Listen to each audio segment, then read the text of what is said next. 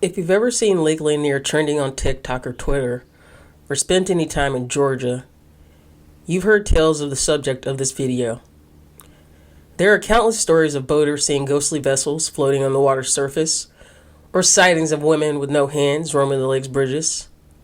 And without fail, multiple times per year, in fact, someone loses their life at the lake, leaving behind tales of expert swimmers being snatched under the water and unexplained vehicle accidents. Many folks who live near the area have sworn off ever gone onto the water and straight up tell newcomers, don't go to Lake Lanier. The number of deaths that have occurred on the lake would certainly validate this fear. According to data on lake-related accidents, Lake Lanier averages 6 times as many deaths on its waters as similarly popular lakes in the state of Georgia. Since it was built, there have been instances of unexplained disappearances and missing persons cases around Lake Lanier, fueling speculation of paranormal activity or eerie happenings in the area. Visitors to the lake have reported witnessing unusual occurrences such as strange lights, unexplained sounds, ghostly apparitions, and feeling an eerie presence. But why are there so many deaths on Lake Lanier compared to other lakes? There are a few theories that I'll introduce throughout this video. Let's get started. The U.S. Army Corps of Engineers built Lake Lanier in the 1950s in conjunction with the Beaufort Dam. The project was part of a much larger mission across the U.S. directly after World War II to develop the nation's waterways, according to urban planning historians. The U.S. government sought the construction of Lake Lanier and Beaufort Dam specifically to provide a water source to residents near Atlanta, use the dam as a power source for surrounding homes, and help prevent flooding from the Chattahoochee River. The Corps of Engineers was originally thinking of placing the dam in Roswell, Georgia, but they ended up deciding on the current site because it was a more rural area at the time. Despite it being a rural area, though, the project was a huge undertaking, gaining attention from people all over the state. After both the lake and the dam were completely finished, the total cost of the project ended up being near $45 million. The acquisition of the land in the area started in April 1954, when 81-year-old Henry Shadburn sold the deed to his land to the government for $4,100. Many of the families in North Georgia held their homes and land close to their heart, as some of them had handed off their land to family through the generations. So it was no surprise, despite efforts to ask locals to convince others in the area of the project's importance, some families still turned their backs away from plans for the dam and the lake. Several residents started civil action suits against the government, and some even refused to leave their homes. Eventually, some 700 families sold a total of 56,000 acres to the government, which built a dam on the Chattahoochee River to form the lake. As their land filled with water in 1956, locals jammed roads and bridges to watch as history vanished before their eyes. Whatever they had abandoned was covered by the rising waters. Even the lake's naming was contentious. Some local officials wanted to name it after Georgia politicians. Others sought to name it after a legendary football coach.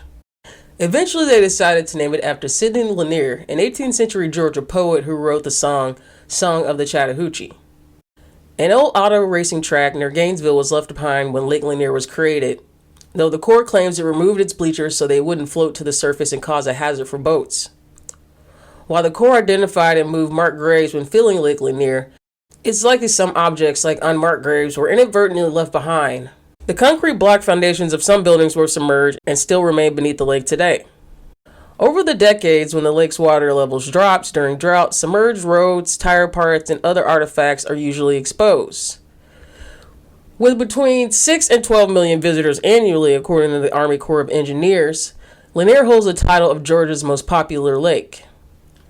The Law Enforcement Division of Georgia Department of Natural Resources reported a total of 145 drownings and 57 boating fatalities at Lanier from 1999 to 2018. Lake Lanier had 2 boating fatalities in 2015, 8 in 2016, 2 in 2017, and 2 in 2018. Several drownings took place on Lanier in 2015, 9 in 2016, 5 in 2017, and 8 in 2018. The Army Corps of Engineers estimates that Lake Allatoona in northwest Georgia hosts 7 million people annually, which is about the same number as Lake Lanier. From 2015 to 2018, Allatoona accumulated a total of 16 related deaths compared to Lake Lanier's 43. meaning Lake Lanier has 6 times as many deaths occurring on its shores as similarly popular lake destinations. The deadliest day on Lake Lanier occurred on Christmas Day in 1964. A car wreck that involved 2 families with a total of 11 adults and children. The 2 families, the Brown and Rogers families, lived in the Gainesville home with their children. There were 4 adults and 7 children ranging in age from infants to 6 years old. As the children played with their new toys on Christmas Day, the mother spent the morning making a Christmas meal. Around 1 p.m., they all decided they wanted some apples for their holiday meal. So both families piled into the Browns family's 1959 car to drive across Lake Lanier to an apple orchard. Sadly, when they hit the 2-mile bridge on Highway 141, the driver lost control of the car that was carrying the 10 passengers. According to published reports from 1964 and an 11 Alive report on the event, the car clipped a guardrail, hit a power pole so hard it snapped in half, and flipped into Lake Lanier. Hundreds of people lined the shores of Lake Lanier that Christmas Day, mourning for the families as crews tried to recover the bodies and tend to the survivors. In the end, 7 people perished, 2 adults including the driver and 5 children. The most famous story, known as Lady of the Lake, prevails among residents who live in neighboring cities. In 1958, 2 friends, Delia Mae Parker Young and Susie Roberts, departed for a dance. After getting gas and skipping out on paying for it, they skidded off a bridge while crossing the lake and disappeared. The following year, a fisherman came across a decomposed, unidentifiable body floating near one of the bridges. It wasn't until 1990, over 3 decades later, that officials discovered a 1950s Ford sedan with remains belonging to Roberts, which meant that the body they found way back in 1959 must have belonged to her friend, Parker Young. Locals didn't need a forensic analysis to know this. They had seen Parker Young themselves, wearing the blue dress she had borrowed that night from Roberts, wandering near the bridge. With her handless arms, so the story goes, she snatches unsuspecting lakegoers and drags them to the bottom. In 2012, 11-year-old Kyle Glover, the stepson of R&B singer Usher, died from injuries he suffered when a jet collided with his inner tube. His mother, fashion designer Tamika Foster, recently announced that she had collected more than 2,500 signatures for her online petition imploring officials to drain, clean, and restore Lake Lanier to allow for safety improvements and the removal of hazardous debris and other obstructions. But why so many deaths on Lake Lanier compared to other lakes in the area? One explanation for the high number of fatalities lies beneath the surface. Debris and rubble from the lake's construction, as well as everything from sunken boats to lawn chairs to fishing wire, create a treacherous underwater obstacle course. This, coupled with the lake's low visibility, makes rescue operations dangerous. When a town site is flooded to create a man-made lake, engineers often leave behind large structures such as buildings, roads, or bridges that are ultimately submerged. These structures can pose dangers to boaters, swimmers, or anyone in the vicinity. Collisions with these submerged objects cause accidents, injuries, and fatalities. Natural lakes generally don't have the same hazards lurking beneath the water's surface. Man-made lakes can also result in altered conditions compared to natural lakes. Changes in water flow, currents, or drainage patterns can occur, making the area riskier for recreational activities. These alterations may not be evident to those visiting the lake, leading to accidents or drownings. There's also another theory for the high number of fatalities that seem to befall the lake's visitors. Local residents who have lived in the vicinity of the lake for generations believe Lake Lanier is indeed haunted. Lake Lanier's haunted and tragic history can be traced back long before it became a lake. Forsyth County, which sits on the western side, was once part of the Cherokee Nation.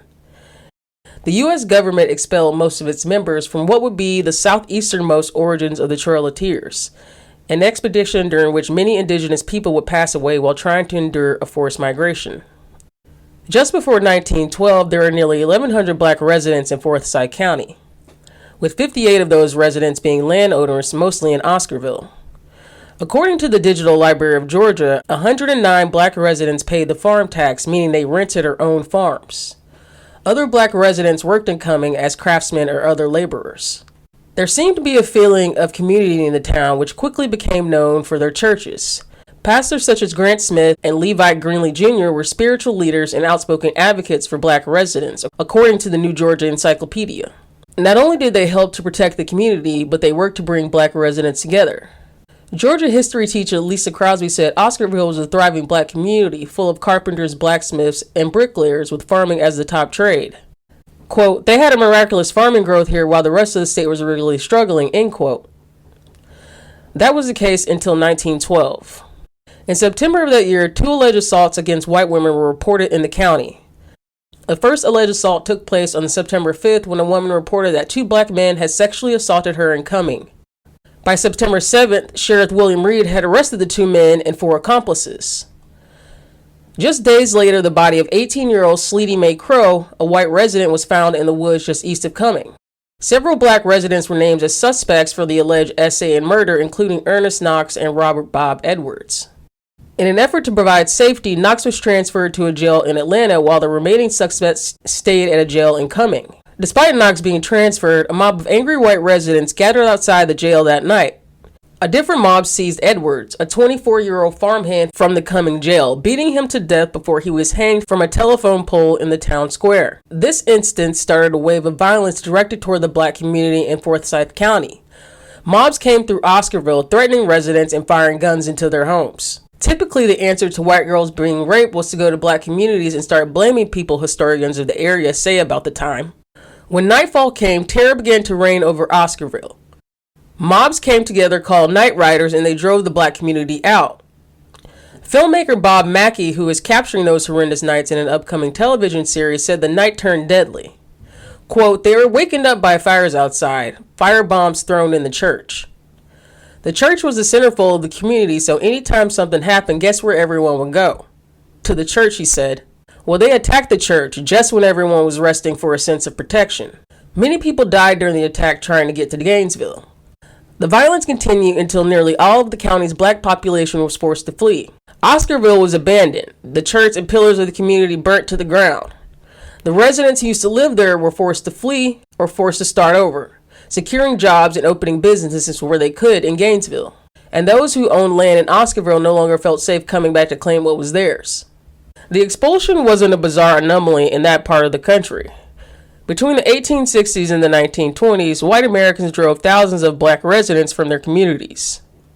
In the early 1950s, the U.S. Corps of Engineers bought the land in and around Lake Lanier from the descendants of those same white residents who had driven the original black landowners out of town. Local historians, residents near Lake Lanier, and interested spectators worldwide cite this violence suffered by former indigenous and black residents and the many of them who lost their lives as a result as the reason Lake Lanier is haunted to this day, and the reason it has a much higher fatality rate than similar destinations.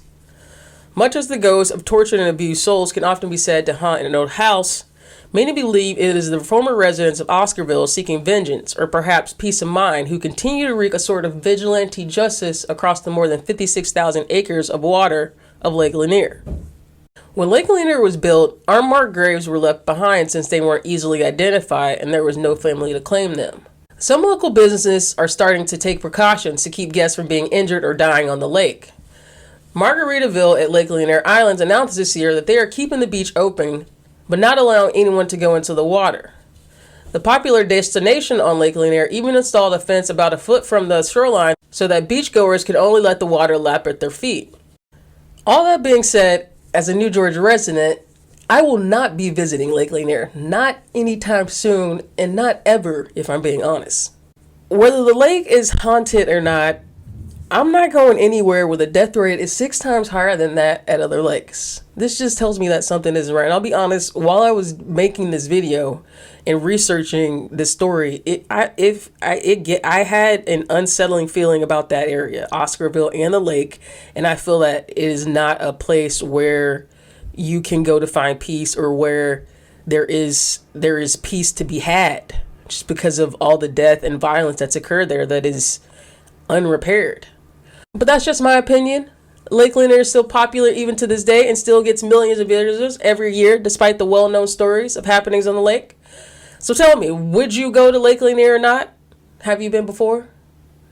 Why do you think so many more fatalities happen on the lake? Let me know. Leave a comment. But before we go, I do want to say again, I want to honor the lives and legacies of the African-American citizens of Oscarville who both lost and endured so that me and my generation could have the lives we get today, because that is what just everything about this research in this video has taught me. Thanks for listening. Bye.